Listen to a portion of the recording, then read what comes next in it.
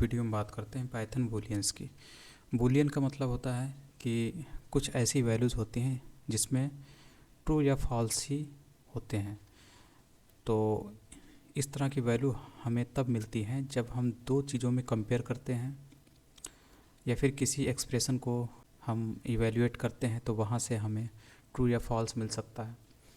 तो इन्हीं को हम बूलियन वैल्यूज़ बोलते हैं। जैसे आप देखिए यहाँ पर दो वैल्यूज़ को कंपेयर किया जा रहा है, ठीक। 10 इज़ ग्रेटर देन 9 और यहाँ पर भी दो वैल्यूज़ को कंपेयर किया जा रहा है, यहाँ पर भी। तो ये जितनी भी वैल्यूज़ होती हैं जहाँ पे कंपेयर होता है वहाँ पर हमें ट्रू या फॉल्स के रूप में आंसर मिलता है। तो ये जो पहला वाला है 10 इज़ ग्रेटर देन 9, तो ये ट्रू है क्योंकि 10 तो 9 से बड़ा है, तो ये ट्रू देता है, जिसको प्रिंट फंक्शन जो है हमारा स्क्रीन पर प्रिंट कर रहा है ट्रू के रूप में। उसी तरीके से ये फॉल्स है क्योंकि 10 9 के बराबर नहीं होता है, तो ये फॉल्स देगा और इसको यहाँ पे प्रिंट किया जा रहा है, ठीक। तो इस तरीके से ये होता है। और यहाँ पर भी दूसरा एग्जांपल बता रहा है कि दो वेरिएबल के बीच में भी हम कंपेयर कर सकते हैं, इसका भी हमें आंसर ट्रू या फॉल्स मिलेगा। तो यहाँ पर इफ़ और इल्स का इस्तेमाल किया गया है। तो इफ़ और इल्स के बारे में हम लोग आगे पढ़ेंगे, यहाँ पे बस जान लेते हैं शॉर्ट में। तो कभी कभी होता है कि हम एक कंडीशन के आधार पे अपने कोड को रन कराना चाहते हैं, मतलब कंडीशन ट्रू हो तभी हमारा कोड रन करे, उस केस में हम इफ़ का इस्तेमाल करते हैं। तो यहाँ पर आपको दिख रहा होगा ये इफ़ है, उसके बाद यहाँ कंपेयर किया जा रहा है और इस कंपैरिजन से ही हमें ट्रू या फॉल्स मिलेगा। तो यहाँ पे देखिए ए में 200 है, बी में 33 है।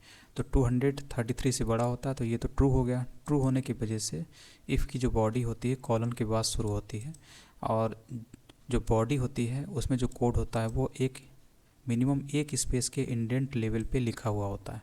तो ये जो कोड है ये इफ़ की बॉडी में लिखा हुआ है, तो ये क्या होगा, इसके ट्रू होने के बाद रन कर जाएगा, ठीक है। और अगर ये फॉल्स होता तो इफ़ की बॉडी यानी ये वाला कोड रन नहीं करता, बल्कि इल्स की बॉडी में जो कोड लिखा हुआ है यानी कि ये रन कर जाता। तो इस तरीके से ये होता है। उसके बाद इवेल्युएट वैल्यूज़ एंड वेरिएबल्स। तो इसमें ये बता रहा है कि ये तो नॉर्मली आपने एक्सप्रेशन इसको इवेल्युएट किया, इसी तरीके से कुछ फंक्शन भी होते हैं जैसे बूल फंक्शन। ये क्या काम करता है, ये आपको वैल्यू सप्लाई करता है, या फिर ट्रू या फिर फॉल्स। आपको बस इस बूल मेथड के जो पैरेंथेसिस है इसके अंदर एक्सप्रेशन या फिर जिस चीज़ को यहाँ पर कंपेयर करना होता है उसी को इसके अंदर लिखना होता है। जैसे कि यहाँ पर बूल मेथड का इस्तेमाल किया गया है, तो इसके अंदर लिखा जा रहा है हेलो। तो हेलो तो स्ट्रिंग है जो कि एग्जिस्ट करती है, इसीलिए इसका क्या आंसर मिलेगा, बूल हमको क्या देगा, इसका आंसर हेलो का ट्रू देता है, इसलिए आपको ट्रू दिखाई देता है। उसी तरीके से जो बूल 15 लिखा हुआ है, तो यहाँ पर भी आपको क्या मिलेगा, आंसर ट्रू मिलेगा। मतलब अगर कोई चीज़ लिखी हुई है, एग्जिस्ट करती है, तो उसका आंसर हमेशा आपको ट्रू मिलता है। अब जैसे कि मान लीजिए हम यहाँ पर 0 लिख देते हैं, तो 0 का तो कोई वैल्यू नहीं होता, कोई मतलब नहीं होता, इसलिए आपको यहाँ पर क्या मिलेगा, अब यहाँ पर आपको फॉल्स मिलेगा।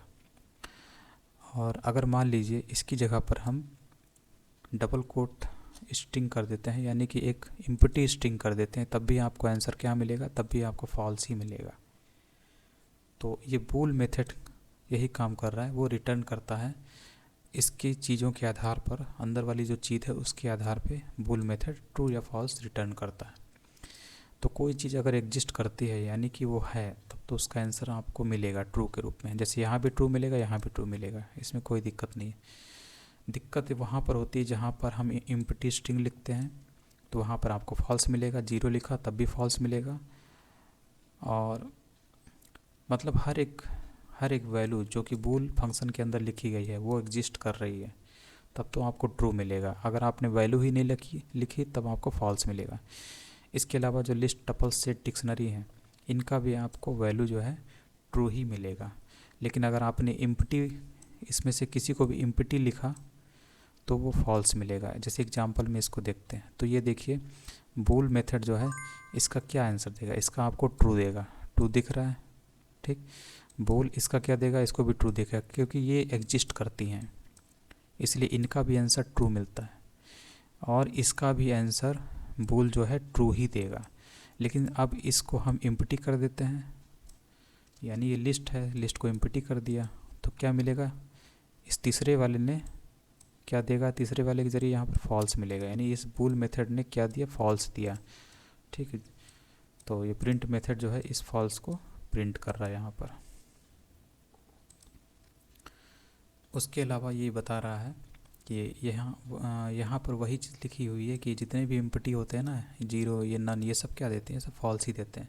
यहाँ पर इसकी लिस्ट पड़ी हुई है, तो इससे भी अगर फॉल्स अंदर लिख देंगे तब भी आपका आंसर फॉल्स आएगा, नन लिखेंगे तब भी फॉल्स मिलेगा, जीरो लिखेंगे फॉल्स मिलेगा, एम्प्टी स्ट्रिंग लिए तब भी फॉल्स मिलेगा, और ये जितने भी ब्रैकेट्स हैं इनसे भी आपको फॉल्स ही मिलेगा। ठीक है, सब फॉल्स हैं, तो ये चीज़ आप ध्यान रखिएगा।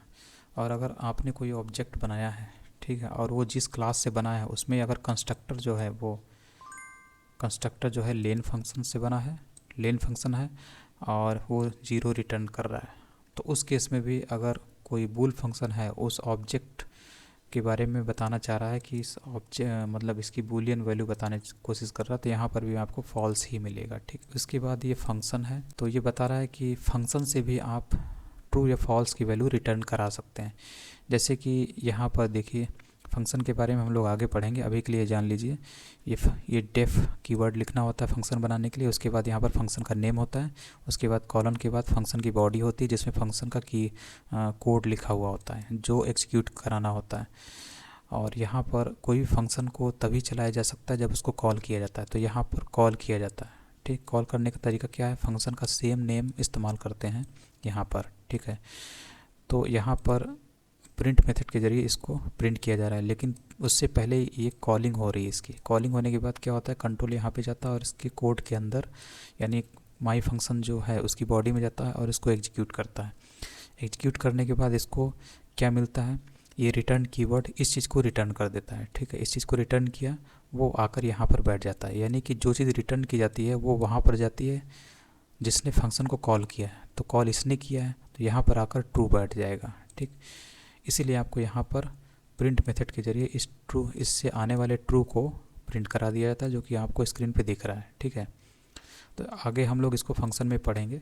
अब जैसे कि मान लीजिए आप यहाँ पर लिख देते हैं फॉल्स, तो क्या अब आपको मिलेगा, ये क्या रिटर्न कर रहा है, फॉल्स कर रहा है। ठीक है, तो यहाँ पर आपको फॉल्स मिलेगा। तो इसमें तो ऐसा कुछ नहीं है जो कि बताने लायक हो। यहाँ पर आप कुछ भी लिखेंगे, चाहे आप 1 लिख दीजिए तो आपको यहाँ पर क्या मिलेगा, 1 मिलेगा। ठीक है, ये तो फंक्शन में होता है, तो आगे हम लोग पढ़ेंगे इसको। उसके बाद ये बताने की कोशिश कर रहा है कि ये जो फंक्शन है इसको हम इफ़ में भी इस्तेमाल कर सकते हैं। जैसे इफ़ होता है ना, इफ़ में क्या होता है कि कंडीशन ट्रू होती है तभी इफ़ की बॉडी चलती है, फॉल्स होगी तब इफ़ नहीं चलेगा, बल्कि इल्स में जो कोड लिखा है वो चलेगा।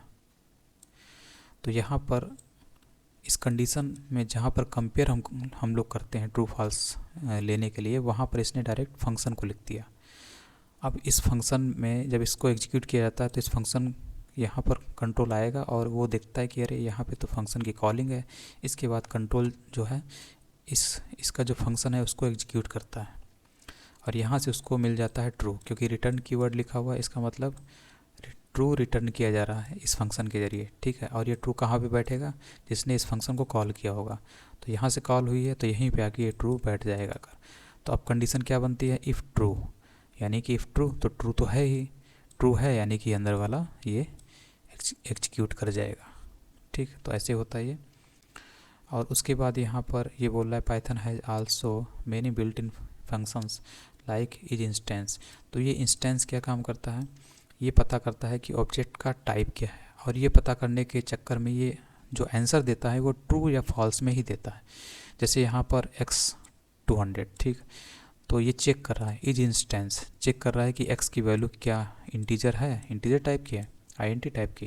तो यहाँ पर इसको आंसर मिल रहा है, इससे हम लोगों को आंसर मिल रहा है ट्रू, क्योंकि ये चेक कर रहा है कि x सही में आईएनटी टाइप का ही है। और अगर आप यहाँ पर लिख देते हैं फ्लोट, तो क्या होगा, ये चेक करेगा कि क्या x फ्लोट टाइप का है। ठीक, तो इससे इसका आंसर क्या मिलेगा, इसको फॉल्स मिलेगा, क्योंकि आपको भी दिख रहा होगा ये आईएनटी टाइप का है, फ्लोट नहीं है। ठीक है, इसीलिए इज इंस्टेंस जो होता है इसका जो आंसर है वो फॉल्स के रूप में देता है। ठीक है, और इसके बाद कुछ नहीं है, इसके बाद अगले लेक्चर में बात